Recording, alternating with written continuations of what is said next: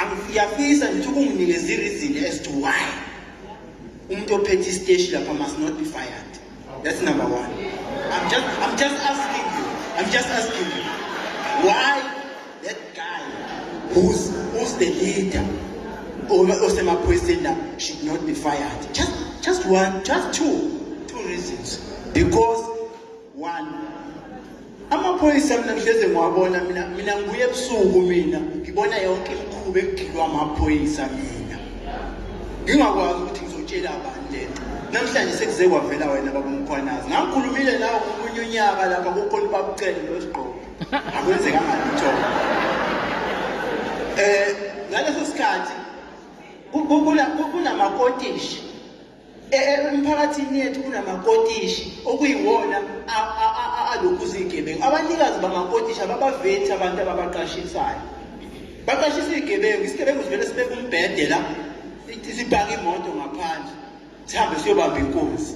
Sibamba inkunzi sibaleka vele kunombhede lapha akwaziwa lo muntu uthi ubani uhlalaphi as long as ekhokha irent kuphela umastand uhappy ngalokho. Then thina we must suffer thina esihlala siwomakhelwane nalapho. Number two, kuney'tolo zalabantu bokufika babu premium. Lento ishoyo yokuthi iy'tolo upresident wethu uyakhuluma but akenzi siyakwazi khona lokho. Iy'tolo lezo khuluma ngazo ukuthi zirejistiwe. Asahambe kukhona ngiyokutshengisa iy'tolo zayirejistiwe. Afuna sikhulume ngey'tolo ayirejistiwe iy'tolo. Kusebenza abafana babo-Eritrea, ababo-Ethiopia, abano-13 years, abayiphathi ye-human trafficking. Nithule nina, niyakwazi khona lokho, asisimeli. Amaphoyisa babumkhona asemtshebheni, atulusa imoto kanje, ayokwenza lento elibiza ithi extortion. Ayokwenza extortion. Amaphoyisa asemtshebheni, imoto yakhona mina nginayo inamba yayo. Alibona iphoyisa lithe mali ngibona ukuthi ngiyanishuta lenze njani lahlela babaleka.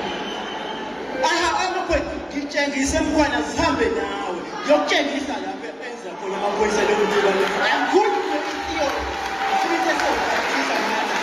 Ascot, for 1 minute. Sesengayisho nje ukuthi one, amaphoyisa asemtshebheni they are corrupt to the core. We must address that. Umuntu ophethe amaphoyisa asemtshebheni must be fired as like yesterday.